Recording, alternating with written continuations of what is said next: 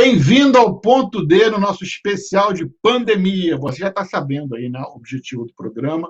Essa série de pandemias, sobre pandemia, é um projeto, faz parte do projeto do livro que está sendo lançado, onde nós vamos contar histórias da pandemia. Nós queremos deixar isso registrado, né? A gente quer deixar isso registrado. Como você já sabe, eu estou no começo da pandemia, eu fiquei procurando registros sobre o que tinha acontecido na febre amarela. Febre amarela, não, febre espanhola.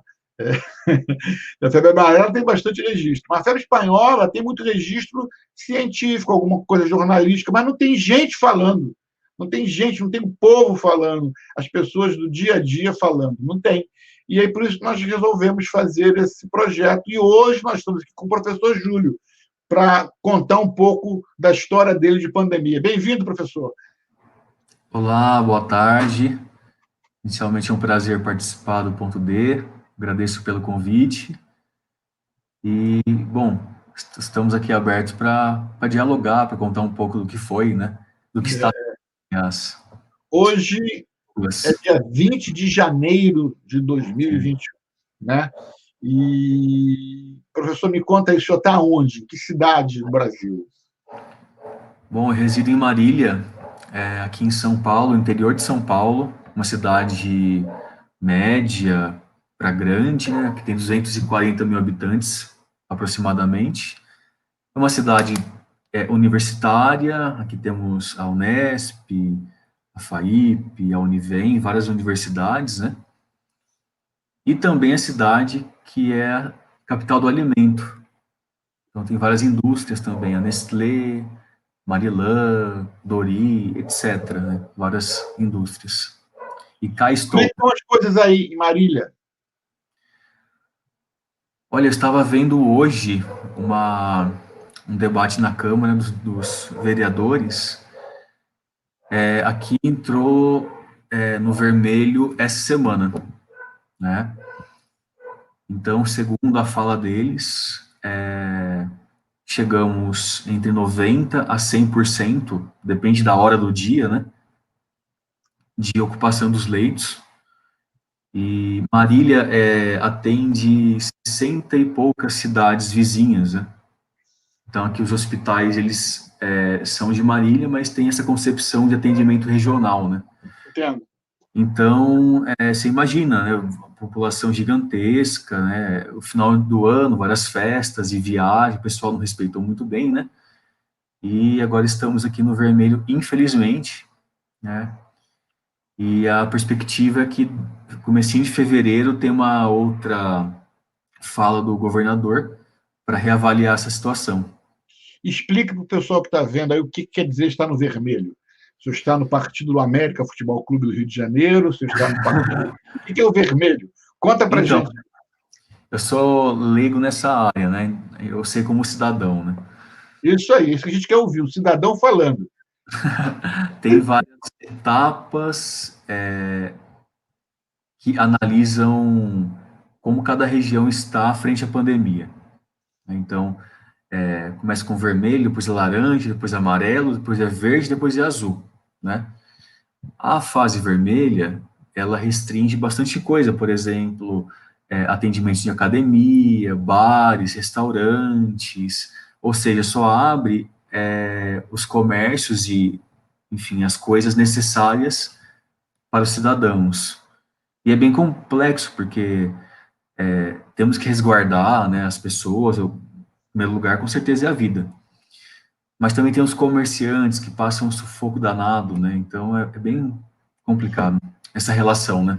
E a população? Você é professor universitário, né? Então você conhece um nicho da população específica, né?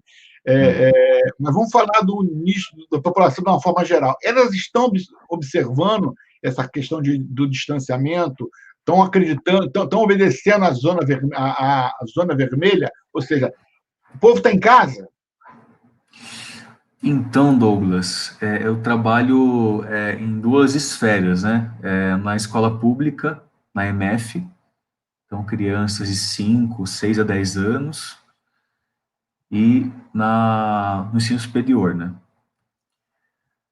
É uma visão, assim, bastante senso comum que eu tenho, porque a gente não fez uma pesquisa sobre isso, Ah, mas pelo que a gente vê, assim, grande parte dos jovens, principalmente o mês passado, o mês retrasado e tal, que estávamos numa fase mais aberta, né, que é a fase amarela, estavam nos bares, festas clandestinas, praia, não souberam respeitar muito bem, assim. E é uma coisa que a gente se perguntou bastante, na faculdade principalmente, é que poucos alunos quiseram retornar às aulas.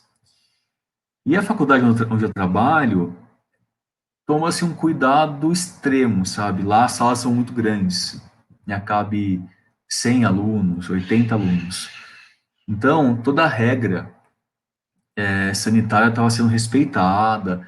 Lá está tendo um teste de ozônio, passa-se ozônio na sala e tal. E a porcentagem de alunos que quiseram voltar, que era optativo, né? Foi assim muito baixa.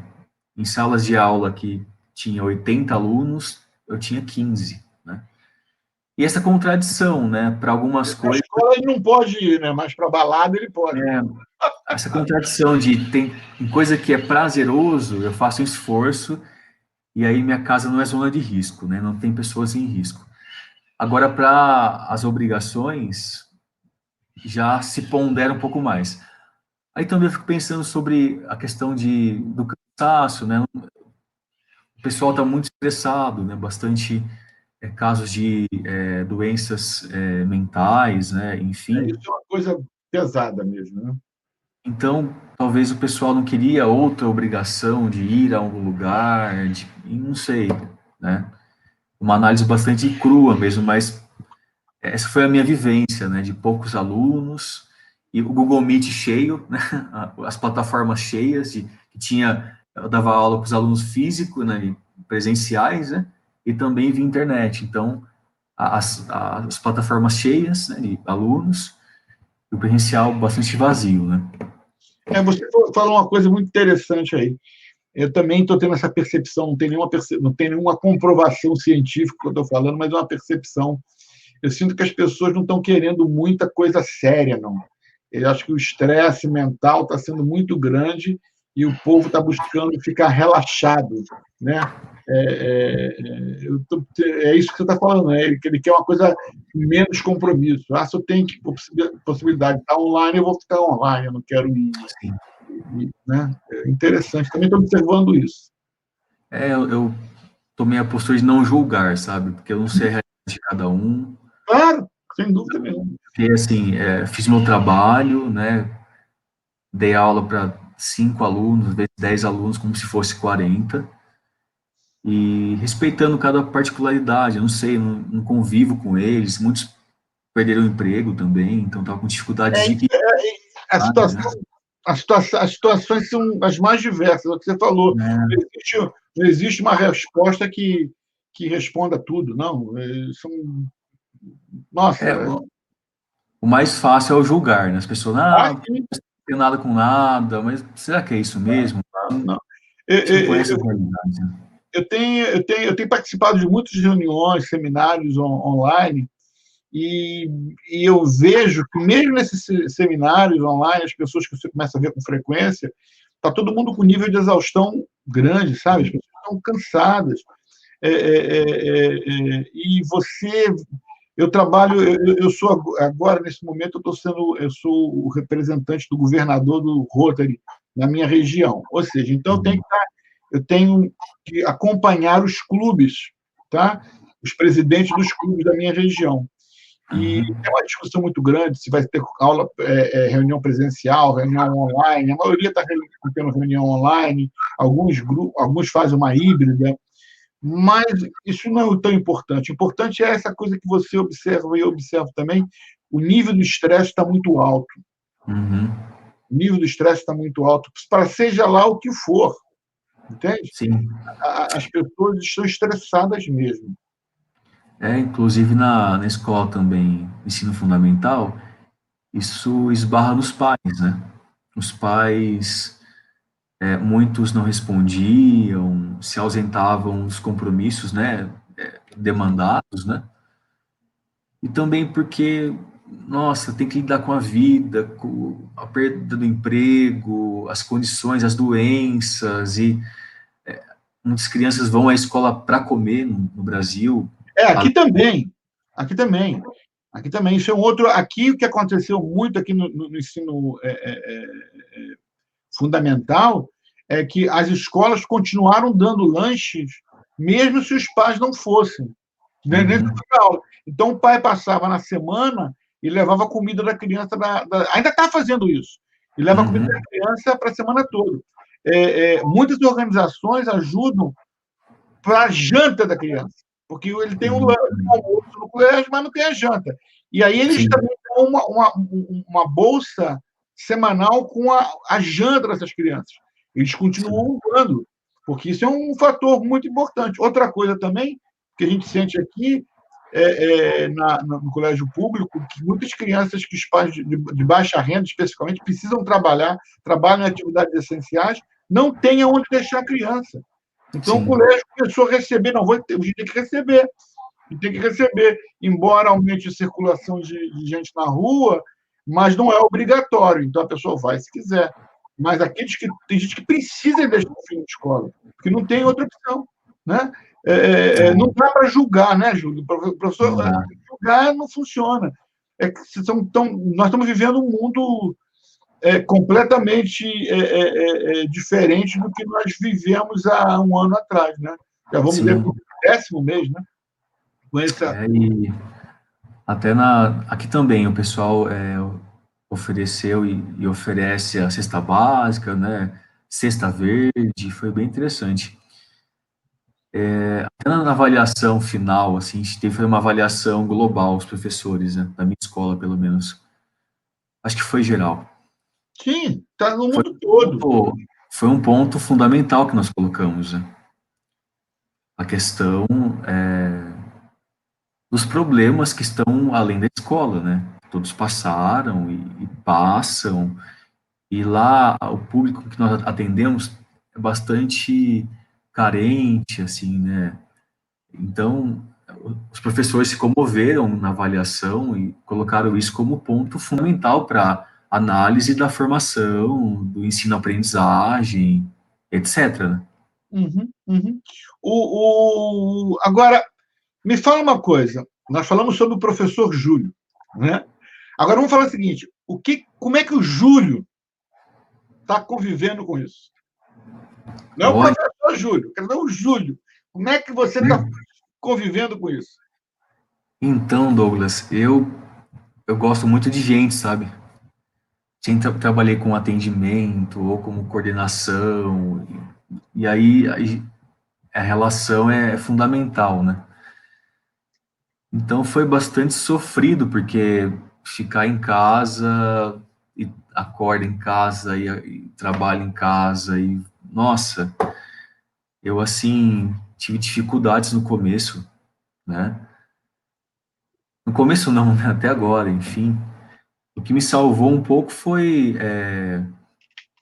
estar com a família, né, com a minha esposa, poder ter mais tempo, entre aspas, de produzir textos e livros, que eu faz parte da minha profissão também, né? Tive esse tempinho a mais de escrever um pouco mais, né? Mas parece que aquele lugar de descanso que é a sua casa não existe mais. Né? Está tudo embolado, né?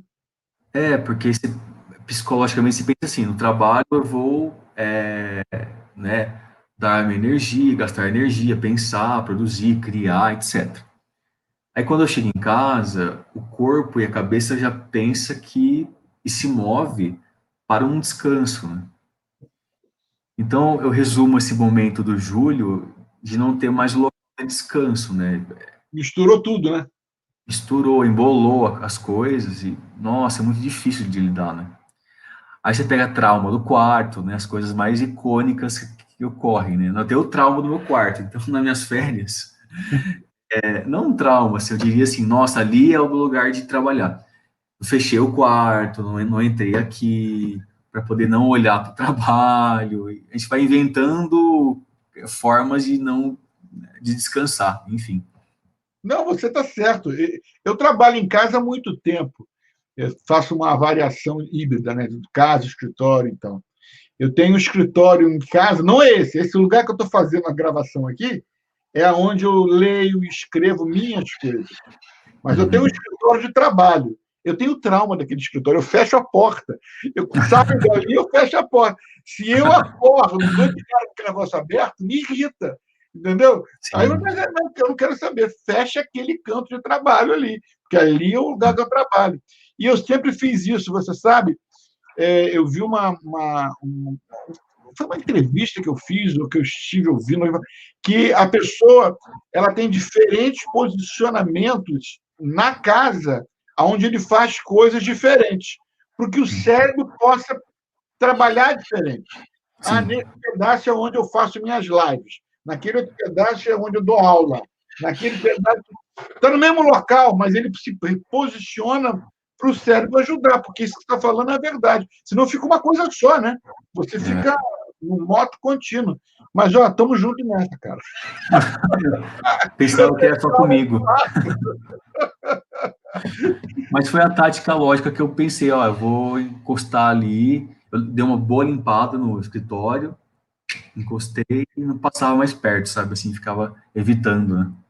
Eu tenho uma conhecida, eu falo isso toda hora, já falei isso umas 50 vezes nas entrevistas. Ela pegou um quarto dela, olha o que ela fez. Ela tem um quarto de trabalho dela, o escritório dela em casa. Mas ela começou a fazer muita live. Então, o que ela pegou? Ela pegou o armário, o closet, o armário dela, e naquele armário ela fez o estúdio, no background do estúdio dela. Botou lá o lençol, o espelho. Aí ela falou assim: eu fecho aquele armário. Então, se eu estou no meu pedaço privado novamente. Quando eu abro aquele armário, eu estou aberta para o mundo. Então, eu fecho aquele armário. Todo mundo está trabalhando mais. Eu entrevistei um rapaz na Alemanha, o Rodrigo, que ele morava num apartamento. Era um outro assunto, não era sobre pandemia, mas era sobre a vida de imigrante. Ele vivia num ambiente que só tinha um cômodo, um ambiente. Aí ele resolveu marcar com tape todo aquele ambiente. Aqui é a minha sala, aqui é o meu quarto. Olha só. Poder visualizar e viver dentro de uma organização. São nossas sequelas. E agora...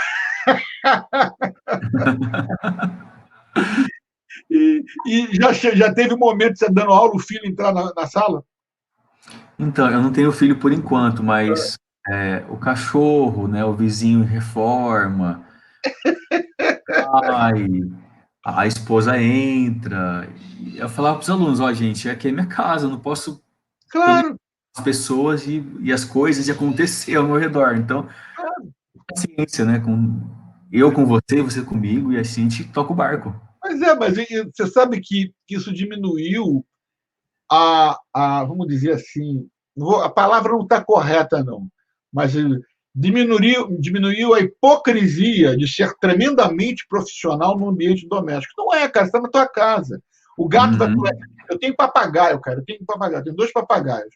Eu tenho um que grita, cara, ele grita loucamente se eu estou perto dele, porque ele quer que eu vá lá dar atenção a ele. Ele acha que o papagaio tem um ser humano, ele acha que eu sou dono, ele é meu dono. E aí o que eu faço? Eu não tenho como falar o telefone ou fazer nada na área onde ele está. Mas tem hora que ele escuta a minha voz, cara, é que ele ainda não escutou a minha voz, eu fechei a porta aqui. Ele começa a gritar, você não pode matar meu papagaio, ele vai gritar, ué, entendeu? O que vamos fazer, né? Gato em cima da mesa, tem gente que gato aparece. A minha filha conta uns casos super interessantes. O que eu acho mais legal é a amiga dela que estava na aula, a mãe entrou para fazer aspirar o quarto, com o aspirador, todo barulho, e ela e a mãe começam a discutir em voz alta, e a classe parou para ver a discussão. A vida como ela é, né?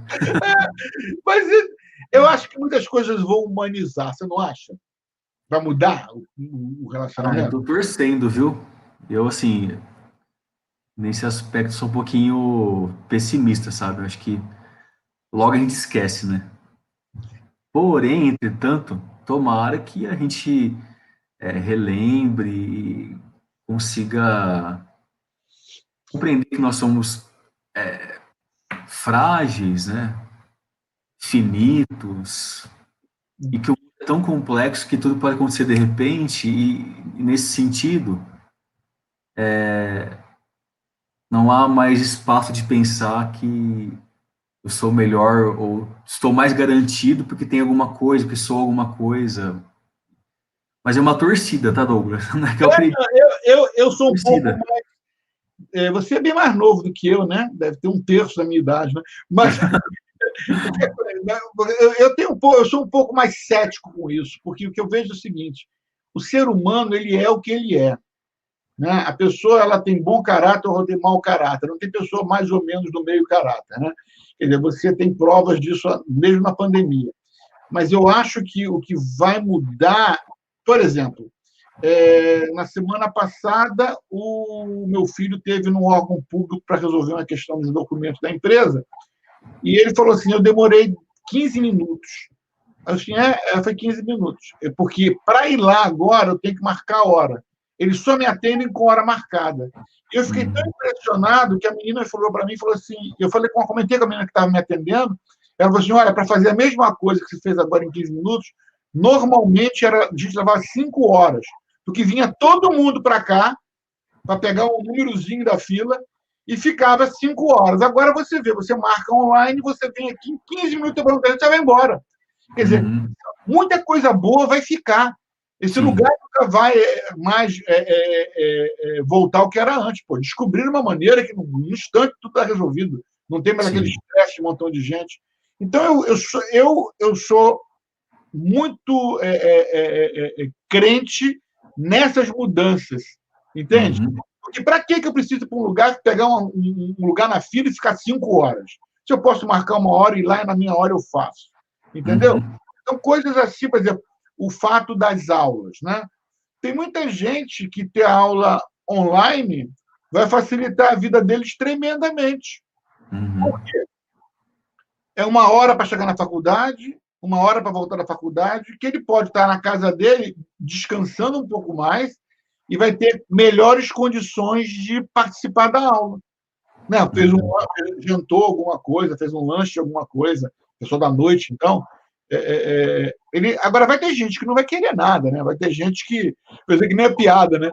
Eu vi um desses memes aí, que o professor checava se o aluno estava online pelo movimento do mouse, né?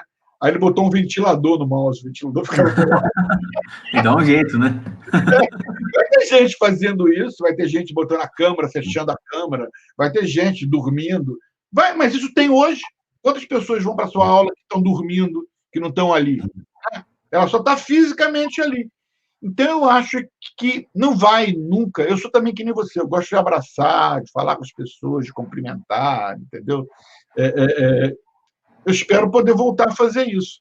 Mas não, isso não é essencial para eu ir a uma aula, entendeu?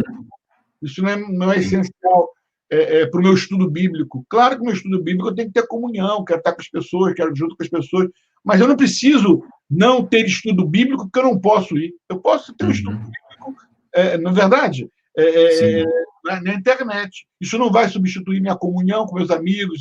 Não vai, nunca vai substituir um abraço, um sorriso. Né? Tá meio complicado entender as pessoas pelos olhos só, né? Sim, nossa, é bem complicado. Mas eu penso assim também, acho que tem as pessoas e pessoas, né, com seus caráteres, enfim, né? Mas eu estou na torcida, sabe, bem veemente para que a gente lembre desse momento como um momento de inovação, né, de mudança, e também, assim, que isso provoque mudanças sociais, transformações sociais de fato, né? É isso aí. É isso aí. É uma pessoa que tem uma concepção política à esquerda, né? Então, nas minhas leituras e estudos, né, tendo a olhar para esse lado. Então, a esperança é que a população se mova e consiga, se não romper com o sistema, mas trazer benefícios, né, para que a população mais pobre consiga ter uma melhor educação, Sem dúvida. melhor nos órgãos públicos, agora principalmente na saúde, que a gente tenha, que não esqueça disso, né? Tenha isso. Eu eu acho que a saúde ela vai sair bastante reforçada com isso, especialmente no Brasil, né? Aqui também, eu moro nos Estados Unidos e aqui a saúde aqui é privada, né? Mas a saúde pública ela vai ser reforçada em todo o mundo, né? Porque, por exemplo, quantos equipamentos estão sendo doados, não tanto quanto precisavam, mas estão sendo, né? Quantos, o SUS é um exemplo, né? Quando eu morava aí, e talvez o pessoal no Brasil não entenda da grandeza do SUS. Talvez, porque ele acha, né? Mas o SUS, cara, é o maior sistema de saúde pública do mundo. O pessoal fala, em Cuba é legal. Não, peraí, não mistura, não mistura. O Brasil é um continente, né, cara? Sim. Entendeu? Sim. E o que. Mas gente, está faltando tudo, a gente sabe aí, nós vivemos anos, décadas de roubos e de falta de prioridade para a saúde e educação. Né? Mas tem o SUS. Né? Tem o SUS. O SUS existe. Eu acho que o SUS vai sair mais bem equipado. Você não acha, não? Eu também acho. A minha esposa é da saúde. Ela não é da saúde, ela é assistente social e trabalha na saúde, né? E ela comenta que, agora queira ou não, os olhos estão fixos na saúde, né? Em nível federal, né? Tem mais verba, estão contemplando projetos, etc. O dinheiro da verba está chegando. Está chegando, por causa da demanda, né? A verba só perdia no meio do caminho, né? Infelizmente, né? Mas eu creio que sim. Eu creio que sim. Isso já é um grande passo.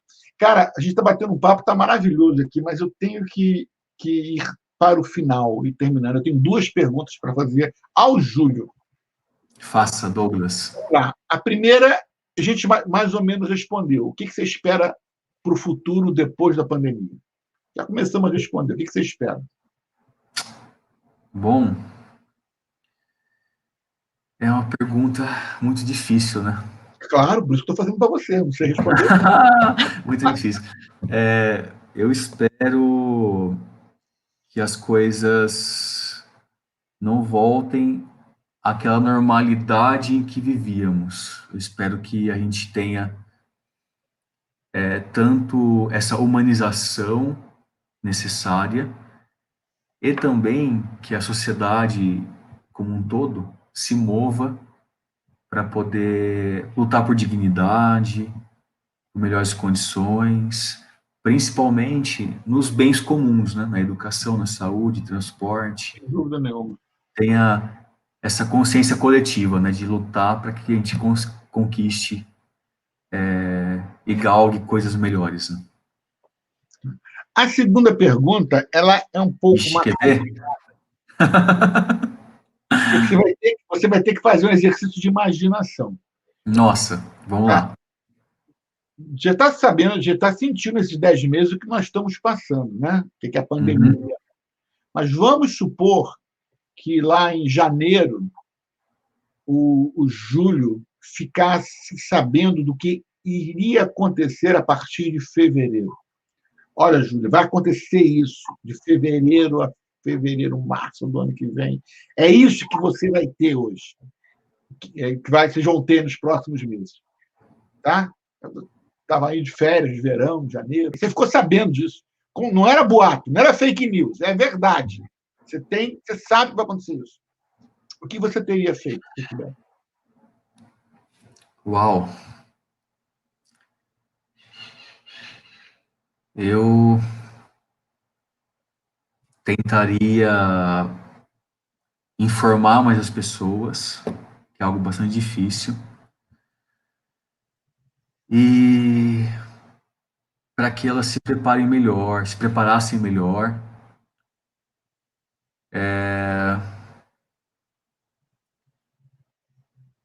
Eu acho que eu não vou falar que eu teria ficado mais com as pessoas, que eu sempre fiquei, assim, eu sempre priorizei, assim, os amigos, a família e tal, né?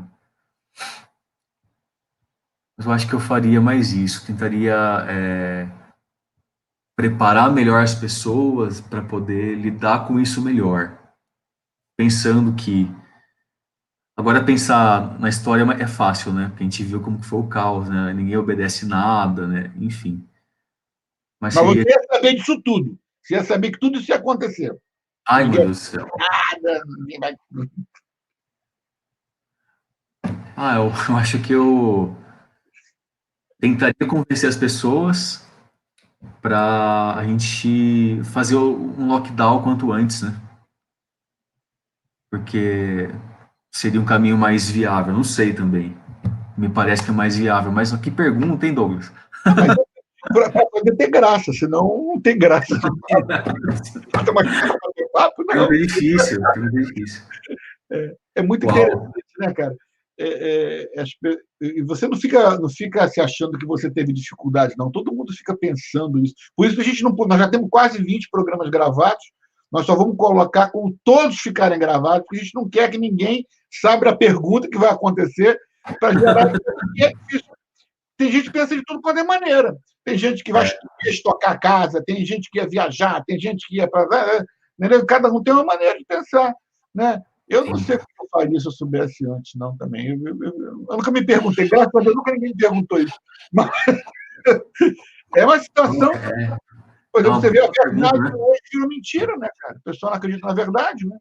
Eles ficam brigando. Mas você ia comprar cloroquina? Não responde isso, não. Vai virar política. Deixa quieto. Deixa quieto. Professor Júlio, muito obrigado por esse bate-papo. Esse bate-papo não é um bate-papo para agora. A gente vai publicar o livro, vai ser legal. Mas é um bate-papo para daqui a 50 anos, 100 anos. O pessoal vê assim, cara, olha, isso era um professor. Olha o que ele pensava, olha o que aconteceu lá. Vamos tentar não repetir os erros que eles repetiram lá. Olha a ideia que ele... Entendeu? Então, é essa história que eu quero deixar gravado como meu legado. Obrigado por me ajudar nisso. Tá? É isso, eu que agradeço pela oportunidade de falar aqui um pouco, de conversar com alguém, assim, com esses sonhos que são tão lindos, né? Parabéns pela atitude. E quando tiver o livro pronto, ou as gravações, por favor, me avise, eu quero muito ver, eu quero muito ler o livro, enfim. Sem dúvida nenhuma. E para você que está assistindo a gente agora, espero que tenha gostado. E vai assistir o outro, faz a maratona de Ponto D da Pandemia, vira a noite vendo, vai, vê o próximo. Um abraço. Obrigado. Tchau, tchau.